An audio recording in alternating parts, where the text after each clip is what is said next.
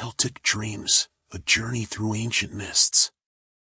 Close your eyes and let yourself drift back through the mists of time, to a world where the forests were deep and endless, and the people who walked beneath those ancient trees lived by rhythms we've almost forgotten. This is the world of the Celts, a civilization that flourished across Europe for over 1,000 years, leaving traces of their remarkable culture that still whisper to us today. The story begins around 1200 BCE, when the first Celtic peoples emerged in the region we now call Central Europe, and the lands around Austria and southern Germany. They didn't arrive suddenly or conquer dramatically. Instead, they evolved gradually from the Bronze Age cultures that came before them, developing their own distinct language, art, and way of seeing the world. Imagine these early Celts as they discovered how to work iron, a metal stronger and more versatile than the bronze their ancestors had used, giving them tools and weapons that would help them spread across the continent. As centuries passed, the Celtic peoples began their great migration, moving like slow rivers through the landscape of Europe. By 400 BCE, they had expanded across a vast territory that stretched from Ireland in the west to Turkey in the east, from Scotland in the north to Spain and Portugal in the south. This wasn't an empire in the way we usually think of one. There was no single Celtic nation or king ruling over all these lands. Instead, the Celts were a tapestry of different tribes, each with their own leaders and customs, but all sharing similar languages, beliefs, and artistic traditions that connected them across these enormous distances. The Celtic languages they spoke belonged to a family that linguists today divide into two main branches: Gaelic, which would eventually become Irish, Scottish Gaelic, and Manx, and Brythonic, which evolved into Welsh, Breton, and Cornish. When you hear these languages spoken today, you're hearing echoes of conversations that took place around smoky hearth fires thousands of years ago, the same words and sounds that Celtic warriors, farmers, and storytellers once used to share their hopes and fears. Let yourself imagine a Celtic village as twilight falls. The people who lived in these settlements weren't primitive or simple. They were skilled craftspeople, farmers, and artists who created objects of stunning beauty. Their metalwork, particularly in gold and bronze, featured intricate spiral patterns and flowing designs that seemed to move and dance before your eyes. These weren't just decorations. The Celts believed that certain patterns held power and meaning, connecting the physical world to the spiritual realm. The famous spiral motif, which appears again and again in Celtic art, may have represented the sun's journey across the sky, or the eternal cycle of life, death, and rebirth. The Celts organized their society into clear hierarchical structures, though perhaps not in the way you might expect. At the top were the kings and queens. Yes, women could hold royal power among the Celts, but alongside them stood two other powerful groups. The warrior class, fierce and proud, defended the tribe and won glory in battle, but they didn't rule alone. The druids, priests and priestesses who served as spiritual leaders, judges, doctors, and keepers of knowledge, held enormous influence and were often considered equal to or even more powerful than the kings themselves. These druids spent up to 20 years in training, memorizing vast amounts of poetry, law, history, and sacred knowledge, passing it down orally from generation to generation because they believed that writing down such important wisdom would diminish its power. In the quiet darkness of a Celtic night, under stars that shone more brightly than they do in our light-polluted world, families would gather around their fires. Their homes, called roundhouses, were exactly what the name suggests: circular dwellings with conical thatched roofs and walls made of wattle and daub. These weren't crude shelters but sophisticated structures, some quite large, with the smoke from the central hearth rising up through a hole in the roof, the walls decorated with shields and precious objects. The circular shape wasn't accidental. The Celts saw circles as sacred, representing wholeness and the interconnected nature of all things, with no beginning and no end. As the fire crackled and the stars turned slowly overhead, the Celts celebrated the rhythms of the natural world through festivals that marked the changing seasons. They divided the year not into 4 seasons as we do, but into 2 main halves, the light half beginning at Beltane in May, and the dark half beginning at Samhain in November. Samhain, which eventually influenced our modern Halloween, was considered a time when the boundary between the world of the living and the world of the dead grew thin, when spirits could walk among mortals and the future might be glimpsed by those with the sight to see it. Now, let these images settle in your mind like leaves falling onto still water, and prepare to journey deeper into the Celtic world. As we drift deeper into the Celtic world, let us turn our attention to the spiritual heart of their civilization, the Druids, those enigmatic figures who moved between the seen and unseen worlds. These weren't simply priests in the way we might imagine today. They were philosophers, astronomers, healers, and advisors whose word could stop armies in their tracks. When 2 Celtic tribes met on the battlefield, ready for combat, a druid could walk between the opposing forces and command them to halt, and even the fiercest warriors would lower their weapons. Such was the power of these keepers of sacred knowledge, their authority rooted not in physical strength but in their mastery of the mysteries that governed existence itself. The Druids studied the movements of the heavens with remarkable precision, understanding the cycles of the moon and stars in ways that allowed them to create sophisticated calendars.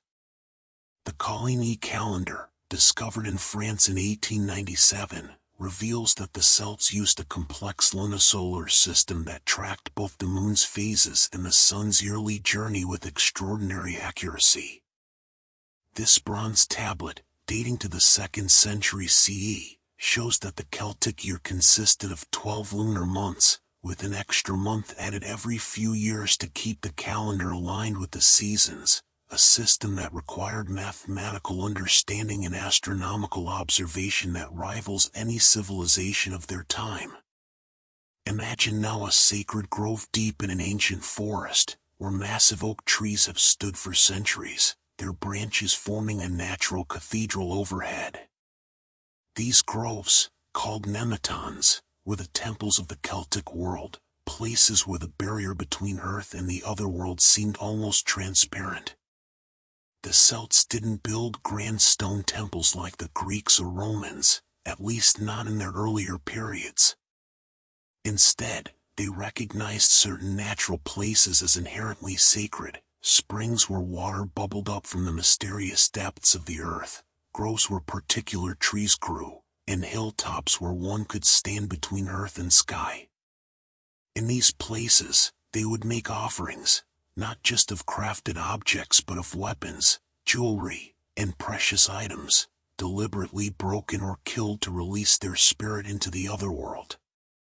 Water held special significance in Celtic spirituality, seen as a gateway to other realms. Rivers, lakes, and springs were considered dwelling places of deities and spirits, and the Celts would cast valuable objects into their depths as offerings.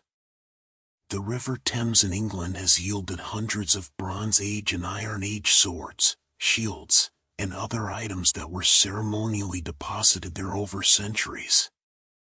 These weren't accidental losses. Each object was carefully chosen, often the finest weapons and most beautiful ornaments a person owned, given to the waters in exchange for blessings, healing, or safe passage through life's transitions. The Celtic concept of the otherworld, which they called by various names depending on the region and tribe, wasn't a distant heaven or underworld but a parallel realm that existed alongside our own. In Irish tradition, it was known as Tir na Nog, the land of youth, where time moved differently and those who entered might spend what seemed like a single night only to return and find that hundreds of years had passed. This other world could be reached through certain liminal places, caves, ancient burial mounds, mist-shrouded islands, or even by diving beneath the surface of a lake. It was described as a place of eternal youth and beauty, where there was no sickness or sorrow, and the feasting and music never ended. Let your mind wander now to Celtic art, those mesmerizing patterns that seem to have no beginning and no end, where animal forms blend and transform into abstract designs that pull the eye around and around in an endless dance. The style known as Latine, which emerged around 450 BCE and takes its name from a site in Switzerland, represents some of the most sophisticated artistic achievement of the ancient world. Celtic artists would take familiar forms, faces, animals, plants, and abstract them into flowing, curvilinear designs where everything connects to everything else. A horse might dissolve into spirals, which might become waves, which might transform into leaves, all in one continuous line of bronze or gold. This wasn't merely decoration, it reflected the Celtic worldview where all things were interconnected, where transformation was constant, and where the boundary between one form and another was always shifting. The Celts' relationship with animals went beyond the practical matters of hunting and farming into the realm of the sacred and symbolic. Certain creatures were believed to possess special wisdom or to serve as messengers between worlds. The salmon, for instance, was considered the oldest and wisest of animals in Irish tradition, having eaten the hazelnuts of knowledge that fell into the sacred wells. Bulls represented strength and fertility, and were so important that cattle raids formed the basis of many Celtic legends, including the epic tale of the Tainboch Quainge. Horses were deeply sacred, associated with sovereignty in the sun, and the Celtic goddess Epona, protector of horses, was so widely revered that even the Roman cavalry later adopted her worship. In the flickering shadows of the Celtic world, there existed a class of people whose art was considered as powerful as any druid's magic, the bards. These were more than mere entertainers, they were historians, satirists, and wielders of words that could grant immortal fame or destroy a person's reputation forever. A skilled bard trained for many years to master hundreds of stories, genealogies, and poems, learning to improvise verses and to remember the deeds of kings and heroes going back generations. Allow your mind to wander now to the Celtic understanding of sovereignty and kingship, a concept far more mystical than the political arrangements we know today. Among the Celts, a king wasn't merely a military leader or administrator, he was mystically wedded to the land itself through a sacred marriage ceremony with the goddess of sovereignty. This goddess appeared in different guises across Celtic lands, but her essence remained constant. She was the land made manifest, and only through union with her could a man legitimately claim kingship. In Irish tradition, this goddess might appear as a hideous hag who, when kissed or embraced by the rightful king, would transform into a beautiful maiden, symbolizing the land's flourishing under just rule. The king's fitness to rule was literally reflected in the prosperity of the earth. Abundant harvests, healthy cattle, and mild weather were signs that the king maintained right relationship with the land, while droughts, blights, and harsh seasons indicated a flawed or illegitimate ruler. Celtic homes, for all their outward simplicity, contained layers of meaning and careful design that modern archaeology continues to uncover. The roundhouse, that distinctive circular dwelling, was typically oriented with its doorway facing east or southeast to catch the morning sun, flooding the interior with light and warmth at daybreak. The central hearth wasn't just a practical necessity but the literal and symbolic heart of the home, never allowed to go completely cold, its continuity representing the family's ongoing existence and connection to ancestors. Around this fire, the family's most precious possessions would be displayed, weapons on the walls, fine pottery, imported wine vessels if the family could afford them, and weaving implements that represented hours of skilled labor. The thatched roof, often a conical shape rising to a smoke hole at the peak, required constant maintenance and replacement, but when properly constructed could last 20 years or more, shedding rain like a duck's feathers and providing insulation that kept the interior surprisingly comfortable even in harsh winters. In Celtic spirituality, certain trees held profound sacred significance, each species embodying particular qualities and connected to specific uses both practical and magical. The oak, tallest and longest-lived of forest trees, was supremely sacred. The word druid itself likely derives from roots meaning oak knowledge.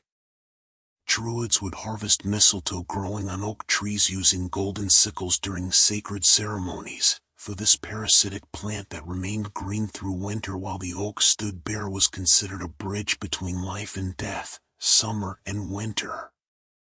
The hazel tree was associated with wisdom and inspiration, its nuts containing knowledge itself in Celtic belief. 9 hazel trees grew around the well of wisdom in Irish mythology, dropping their nuts into the water where the salmon of knowledge ate them, gaining all wisdom in the process. Yew trees, which can live for thousands of years and regenerate by sending down new trunks from their branches, were planted in sacred groves and later around Christian churches, their extreme longevity making them witnesses to countless human generations. The Celtic artistic tradition of creating intricate knotwork, those endless interwoven patterns that seem to have no beginning or end, represents more than mere decoration. It embodies a sophisticated philosophical understanding of existence itself.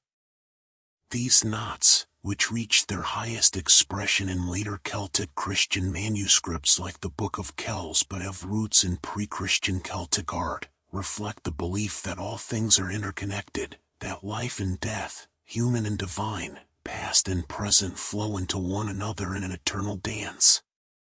Creating such patterns required intense concentration and mathematical precision, as the artist had to plan the entire design before beginning to ensure that every strand would weave properly with every other. Medieval Celtic monks, inheriting this tradition, would spend months or even years creating a single illuminated page, their patience and devotion transforming vellum and ink into doorways to the infinite. Celtic warfare, while brutal and often terrifying to their enemies, operated according to complex codes of honor that governed how battles were fought and won. Single combat between champions was considered the most honorable way to settle disputes between tribes, with both sides agreeing to abide by the outcome of the duel. Warriors would boast of their deeds before fighting, reciting their lineage and past victories in formal challenges that were as much performance as threat.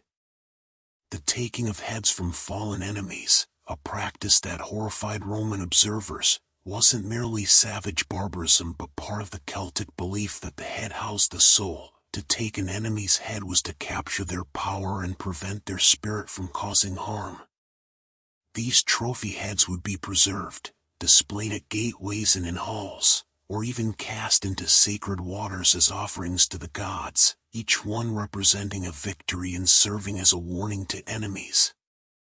The Celts understood the night sky with a sophistication that allowed them not only to track seasons for planting and harvest but also to navigate by the stars and recognize patterns that connected earthly and celestial events. The Druids studied astronomy as part of their extensive training, noting how certain stars rose and set at particular times of year, how the moon waxed and waned through its monthly cycle, and how eclipses could be predicted through careful observation. The constellation we call the Plough or Big Dipper held special significance, possibly connected to the symbolism of the bear, which was a powerful totem animal in Celtic culture. Certain stone circles and megalithic monuments aligned with astronomical events, the midwinter sunrise, the midsummer sunset, the rising of particular stars, creating calendars written in stone that still function thousands of years after their builders returned to the earth. Rest now in the twilight of this ancient world, where poetry held power over life and death, where the stars themselves told stories, where every tree had meaning and every stone marked sacred ground. Let these images dissolve gently into sleep, the endless knots weaving through your dreams. Drift now toward the Celtic understanding of borders and boundaries, concepts that held far deeper meaning than simple territorial markers. The Celts recognized certain places as existing between states, neither entirely one thing nor another, and these liminal spaces were considered especially sacred and dangerous. Rivers formed natural boundaries between tribal territories, but they were more than political divisions. They were thresholds between worlds where offerings were made and oaths sworn, where spirits dwelled and transformations could occur. Crossroads, where paths intersected, were places of power where travelers might encounter otherworldly beings or where important rituals were performed. Even the shoreline, that shifting boundary between land and sea that changed with every tide, was seen as a place where the normal rules of existence didn't quite apply, where one might glimpse things hidden from ordinary view. The Celtic feast days weren't merely occasions for celebration but carefully calculated moments when the cosmic order required human participation to maintain balance and ensure prosperity. Beltane, celebrated on the 1st of May, marked the beginning of summer and the time when cattle were driven to their summer pastures. Great bonfires would be lit on hilltops, and livestock would be driven between the fires for purification and protection. Young people would spend the night in the fields and forests, and marriages made at Beltane were considered especially blessed. The festival celebrated fertility in all its forms, the fertility of the land, of livestock, of the people themselves, and the fires that blazed on the hills were sympathetic magic, calling the sun's warmth and light to strengthen through the growing season. The ashes from these sacred fires would be scattered on fields to ensure good harvests, and people would carry embers home to rekindle their household hearths, connecting every home to the communal sacred fire. Celtic metalworkers achieved a level of technical sophistication that sometimes surpassed even Roman craftsmanship, particularly in their creation of elaborate bronze mirrors polished to such perfection that they could reflect images with startling clarity. These weren't crude implements but works of art, with the backs decorated with flowing designs of such complexity that modern scholars still debate how they were created with the simple tools available to Iron Age craftspeople. Some mirrors feature designs so intricate, with patterns woven within patterns at different scales, that they must have required not only exceptional artistic skill but also mathematical understanding to plan and execute. These mirrors were luxury items, found in the burials of high-status women, and they may have served purposes beyond mere vanity. Mirrors in Celtic belief could show more than physical reflections, potentially revealing hidden truths or glimpses of the otherworld. The concept of Gisa, or Geis in singular form, represents one of the most distinctive aspects of Celtic magical thinking. These were sacred prohibitions or obligations placed upon individuals, particularly heroes and leaders, that they violated at their peril. A geis might forbid a person from eating certain foods, from refusing hospitality, from turning left at a crossroads, or from retreating from battle under specific circumstances. These weren't arbitrary rules but were often given by druids or revealed through prophecy, and they shaped the destinies of those who bore them. The most famous Celtic hero, Cuchulainn of Irish legend, labored under multiple Gisa, including one that forbade him to eat dog meat. His very name meant Hound of Culin, and another that required him to accept any food offered by a woman. When enemies manipulated these contradictory obligations, forcing him to violate his Gisa, his power waned and his death became inevitable, showing how the Celts understood fate not as simple predestination but as a complex web of choices, obligations, and consequences. Celtic medicine extended beyond herbs and surgery into the realm of incantations and healing spells that were considered as essential as any physical treatment. The Celts believed that illness could have supernatural causes, curses, violations of taboos, the displeasure of spirits, that required spiritual remedies. Healing wells scattered throughout Celtic lands became pilgrimage sites where the sick would drink the waters, bathe in them, or sleep nearby hoping for healing dreams. Votive offerings found at these sites, small metal representations of body parts, weapons, jewelry, show that people sought cures for specific ailments and gave thanks when healing occurred. Some healing wells remain active today, their traditions unbroken through 2 millennia, with people still tying cloth strips to nearby trees as offerings or walking sunwise around the well while praying, performing rituals that their distant ancestors would recognize. Celtic understanding of kinship and family obligation extended far beyond the nuclear family to embrace complex networks of relations that determined everything from inheritance rights to legal responsibility for others' actions. The fine, or extended family group, included not just parents and children but grandparents, aunts, uncles, cousins to the 5th degree, and all their descendants. A person belonged to this group from birth and carried responsibilities to every member throughout their life. If one person committed a crime, the entire fine might share responsibility for paying compensation. If one member achieved great success, the benefits and honor accrued to all. This system created resilient social networks that could weather individual misfortune, but it also meant that personal autonomy was always balanced against collective obligation, that one never acted solely as an individual but always as part of a larger whole. The Celtic practice of creating causeway posts and timber trackways across wetlands reveals both their engineering ingenuity and their spiritual relationship with liminal landscapes. In the bogs and marshes of Britain and Ireland, archaeologists have discovered wooden pathways, some thousands of years old, preserved perfectly in the oxygen-free peat. Let yourself sink deeper now into this layered world, where boundaries shimmer between states of being, where mirrors reflect more than faces, where every obligation weaves into a web of relationship that connects all things. Feel the rhythm of festivals turning, the strength of stone walls built by countless hands, the sacred waters flowing from their source. Rest in the knowledge that passes from generation to generation, the stories that preserve what matters across the centuries.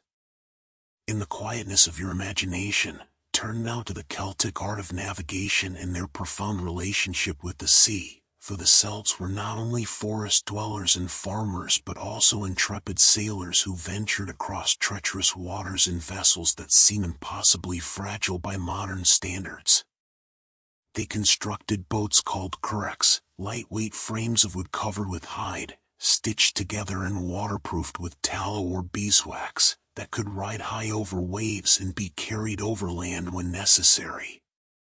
These boats, descendants of designs stretching back into prehistoric times, were so well suited to their purpose that similar vessels are still built and used today in Ireland and Scotland.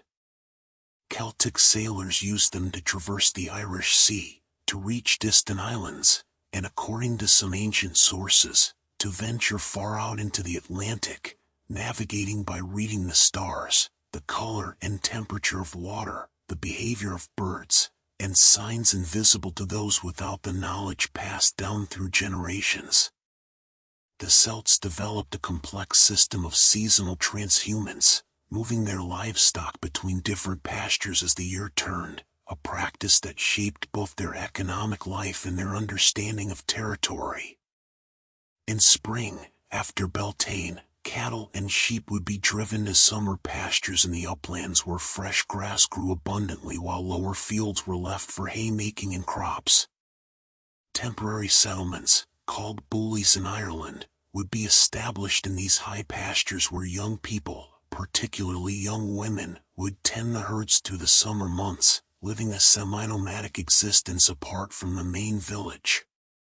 This wasn't merely practical animal husbandry but a sacred cycle, a yearly journey that connected the people to their land's full extent, from valley to mountain top, and the songs and stories created during these summer months in the high pastures formed a distinctive tradition of their own, passed down through the generations. Celtic society maintained elaborate gift-giving customs that created and reinforced social bonds, obligations, and hierarchies in ways that modern economic thinking struggles to grasp. A gift wasn't simply a transfer of property but the creation of a relationship. To give generously established one's status and created an obligation in the receiver to reciprocate, not necessarily with an identical item but with something of equivalent or greater value at an appropriate time. Kings and chiefs were expected to be lavish gift givers, distributing weapons, jewelry, livestock, and treasures to their followers, and their generosity was as important to their legitimacy as their prowess in battle. A stingy leader, no matter how brave or clever, would lose followers to more generous rivals, for in Celtic thought, wealth existed to flow, not to be hoarded, and a person's true riches lay not in what they possessed but in what they gave away and in the network of obligations and loyalties that their generosity created. The Celtic calendar's division of day and night, with the day beginning at sunset rather than sunrise, reflects a cosmological principle that darkness precedes light, that all manifestation emerges from the void, that death is the gateway to rebirth. This understanding permeated Celtic ritual and thought. Their most sacred festivals began at dusk, marking the threshold between the old time and the new. Samhain, the beginning of winter and the Celtic New Year, started as the sun set on October 31st, and the night that followed was considered to exist outside normal time, a crack between the years when the boundaries between worlds dissolved and anything could happen. This wasn't a night of terror, though it held dangers, but a night of possibility when divination could reveal the future, when ancestors might return to visit the living, and when the shape of the coming year could be glimpsed by those with the sight to see. Celtic craftspeople created intricate enamel work that fused glass onto bronze or copper surfaces in rich colors, primarily red, but also yellow, blue, and green, creating decorative elements on weapons, horse harnesses, brooches, and other metalwork. This technique, called Champleve enameling, required extraordinary skill. The metalworker would carve or cast recesses into the bronze surface, then fill these depressions with powdered glass mixed with metal oxides to create color, and finally heat the entire piece until the glass melted and fused to the metal, creating a smooth, brilliant surface that wouldn't chip or fade. The most accomplished Celtic enamelers could create designs of multiple colors on a single piece, with different sections requiring different firing temperatures and careful control to prevent colors from bleeding into one another. Roman conquerors prized Celtic enamel work so highly that they adopted the technique themselves, and examples of this artistry have survived 2,000 years of burial, emerging from the earth still gleaming with color. Among the most mysterious aspects of Celtic religion were the triple deities, gods and goddesses who appeared in threes, either as three separate beings with interrelated functions or as a single deity with three aspects or faces. This pattern appears throughout Celtic art and belief, three mother goddesses seated together holding symbols of fertility and abundance, three-faced heads carved in stone, gods and goddesses whose powers manifested in triads. The number 3 held profound significance in Celtic numerology, representing completeness, the sacred pattern that underlies existence, past, present, and future, earth, sea, and sky, youth, adulthood, and old age. This sacred number appears in Celtic storytelling, where important events happen 3 times, heroes face 3 challenges, and magical spells require triple repetition to take effect. The Celts practiced a form of divination using ogham staves, small rods or sticks carved with the angular alphabet called ogham that may have originated as a finger signing or gesture language before being adapted to writing. Each ogham character was associated with a particular tree: birch, rowan, alder, willow, ash, and each tree carried its own symbolic meanings and magical properties. As the mists of time grow thicker and more dreamlike, let us explore the Celtic relationship with color and its profound symbolic meanings woven through every aspect of their world. The Celts didn't view color merely as decoration but as a language of power and meaning. Each hue carried associations that informed everything from the clothes one wore to the decoration of sacred objects. White was the color of the otherworld and of truth, which is why Druids often wore white robes during ceremonies and why truth-telling was called speaking the white word. Red signified vitality, battle fury, and the sovereignty of rulers. Warriors would paint themselves with red ochre, and red fabric dyed with precious madder root was reserved for the highest ranks of society. Green, the color of growing things, was sometimes considered unlucky toward because it belonged to the fairy folk who might resent humans appropriating their color. Blue, painstakingly extracted from woad plants, was the color warriors painted on their skin before battle, creating patterns that announced their tribe and lineage while invoking protective magic. The Celtic tradition of geomancy, reading the landscape for signs of supernatural presence and power, meant that no piece of ground was simply neutral terrain but carried qualities and histories that the skilled observer could perceive. Certain hills were recognized as dwelling places of gods or gateways to the otherworld, their very shape suggesting supernatural significance. A hill with a flat top might be where the fairy folk held their revels, a place where humans could witness otherworldly gatherings on certain nights of the year.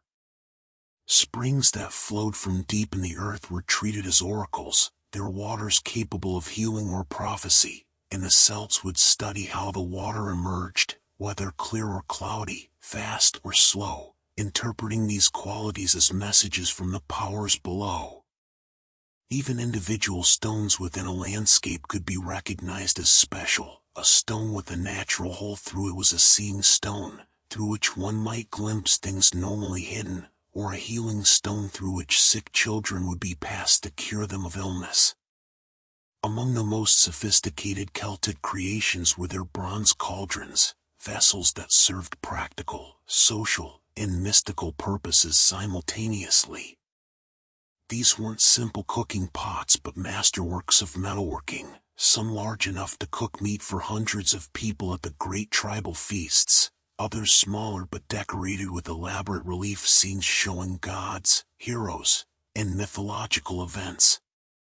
The cauldron in Celtic mythology possessed magical properties. The Dagda's cauldron in Irish legend could never be emptied, providing endless food for all who came to it. Other mythical cauldrons could bring the dead back to life or grant inspiration and knowledge to those who drank from them. The famous Gundestrup cauldron, discovered in a Danish bog but clearly of Celtic manufacture, shows scene after scene of ritual and mythology in silver gilt panels, its images still debated by scholars but clearly depicting a coherent religious narrative that we can only partially understand across the vast gulf of years. The Celtic art of preserving food for the lean winter months demonstrated both practical wisdom and an understanding of natural processes that bordered on the alchemical. Meat would be salted and smoked, stored in the cool darkness of underground chambers or hung in the rafters where the smoke from the hearth fire would slowly cure it. Butter, precious and labor-intensive to produce, was packed into wooden containers or wrapped in cloth and buried in peat bogs, where the cool, acidic, airless conditions preserved it perfectly. Some of these bog butters have been discovered by modern farmers, thousands of years old yet still recognizable as the dairy product they once were. Grain would be stored in underground pits lined with stone or clay, creating miniature silos that kept the harvest dry and safe from vermin. This careful preservation meant the difference between surviving winter and starving, and the techniques were passed down as precious knowledge, tested and refined over countless generations. Celtic society's complex laws regarding hospitality created obligations that were considered sacred and inviolable. To refuse hospitality to a traveler who requested it was one of the gravest offenses in Celtic culture, bringing shame upon the household and supernatural misfortune. Conversely, to offer hospitality created a bond between host and guest that carried mutual obligations. The guest must not abuse the hospitality by theft or violence, while the host must protect the guest from harm even at risk to themselves. These laws made travel possible in a world without inns or hotels, creating a network of mutual obligation that stretched across tribal boundaries. A traveler could knock at any door and, if they followed proper protocols, expect food, shelter, and safety for at least 3 nights, while the host could expect that the guest would speak well of them, perhaps offer news from distant lands, and might someday reciprocate if circumstances reversed. The Celts developed a sophisticated understanding of time's cyclical nature that manifested in their belief in reincarnation, though their conception differed significantly from Eastern ideas of karma and spiritual progression. They believed that souls were immortal and would be reborn in new bodies, sometimes human, sometimes animal, sometimes returning to the other world for a time before being born again into the mortal realm. This belief reportedly made Celtic warriors fearless in battle, for death was merely a transition, not an ending. The Greek philosopher Diodorus Siculus wrote that the Celts would lend money to one another to be repaid in the next life, so certain were they of existence beyond death. This cyclical view of existence meant that linear time, the sense of history moving in one direction toward an end point, was foreign to Celtic thinking. Instead, the wheel turned endlessly, seasons repeated, and patterns echoed across generations in an eternal return. As we approach the end of our journey through the Celtic world, let us rest in the twilight of their deepest mysteries, contemplating the Celtic understanding of prophecy and the gift of second sight that allowed certain individuals to perceive what was hidden from ordinary vision. The Celts believed that some people were born with the ability to see beyond the veil of the present moment. They might glimpse the future in dreams or waking visions, perceive spirits invisible to others, or know events happening at great distances as if they stood present to witness them. This gift, called by various names in different Celtic languages, wasn't entirely a blessing. For those who possessed it often saw tragedies they were powerless to prevent and carried the burden of knowledge they couldn't share without being dismissed as mad. Druids cultivated techniques to induce prophetic states, fasting, sensory deprivation, ingesting certain plants, or engaging in complex rituals that opened the doors of perception, but true second sight couldn't be taught, only refined if one possessed it innately. The Celtic relationship with crows and ravens elevated these dark-feathered birds to supernatural status, seeing them as messengers between the mortal world and the realm of gods and spirits. The Morrigan, the great Irish goddess of war, fate, and sovereignty, often appeared as a crow or raven, her presence on the battlefield foretelling death and doom, her harsh cries heralding slaughter. But these birds weren't merely omens of darkness, they also possessed wisdom and served as psychopomps, guides for souls transitioning from life to death. Celtic warriors would watch the behavior of crows before battle, interpreting their flight patterns and calls as divine messages about the conflict's outcome. A raven landing on a warrior's shield might mean death was coming, while crows circling overhead could indicate the god's favor or displeasure depending on their direction of flight and the number of birds in the flock. Among the most sophisticated expressions of Celtic spirituality were the ritual shafts, deep pits dug into the earth, sometimes reaching depths of 30 feet or more, that served as conduits to the underworld and repositories for offerings. Archaeological excavations of these shafts have revealed layer upon layer of deposited objects spanning centuries, pottery, animal bones, wooden artifacts, and sometimes human remains, all carefully placed rather than simply discarded. The act of descending into these shafts to make offerings must have been a profound spiritual experience, climbing down into darkness, into the earth's cold embrace, to leave gifts for powers that dwelled in the depths.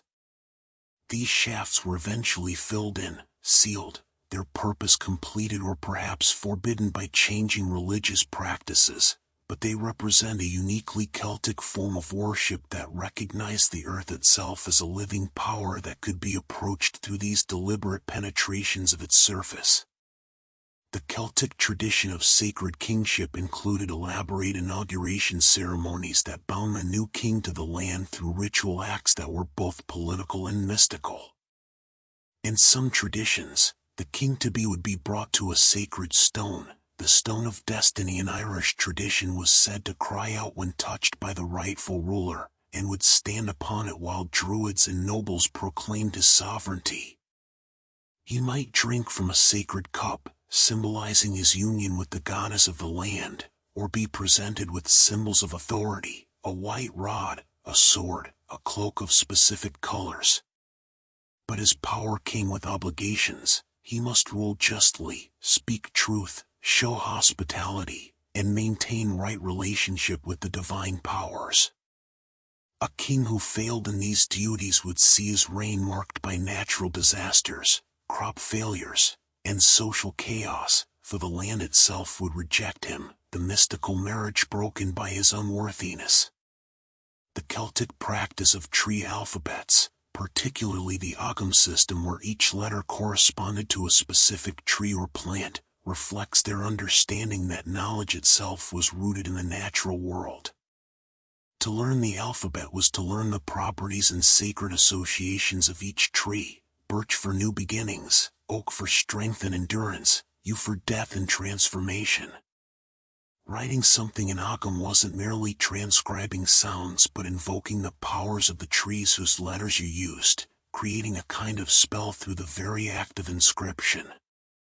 The trees themselves were considered living libraries, each species holding particular wisdom, and the oldest trees in a grove were approached as elders worthy of reverence and consultation. To cut down a sacred tree was one of the most severe offenses possible, and tales tell of terrible fates befalling those who showed such disrespect to these ancient witnesses. As Celtic society evolved and eventually transformed through contact with Roman civilization and later Christianity, many of their traditions didn't simply vanish but adapted, finding new expressions that preserved old wisdom in altered forms. The sacred wells became Christian holy sites, their healing waters now associated with saints rather than pagan deities. But people still came seeking cures and left offerings just as their ancestors had. The festivals shifted their names and official meanings. Samhain became All Saints' Day, Imbolc became St. Bridget's Day, but the dates remained the same, and many of the practices continued beneath a thin veneer of new religion. The bardic tradition transformed into the medieval Celtic poetry that preserved ancient tales in written form for the first time, allowing stories that had lived only in memory for thousands of years to survive into the modern era, though inevitably changed by the act of being captured in writing. Sleep now, and dream of oak groves where sunlight filters green through ancient leaves, of rivers flowing silver toward the sea, of standing stones silent under stars, of a people who knew that all things are connected, that every ending is a beginning, that the wheel turns forever, and that the spirit, like the endless Celtic knot, has no beginning and no end. This completes your Celtic journey.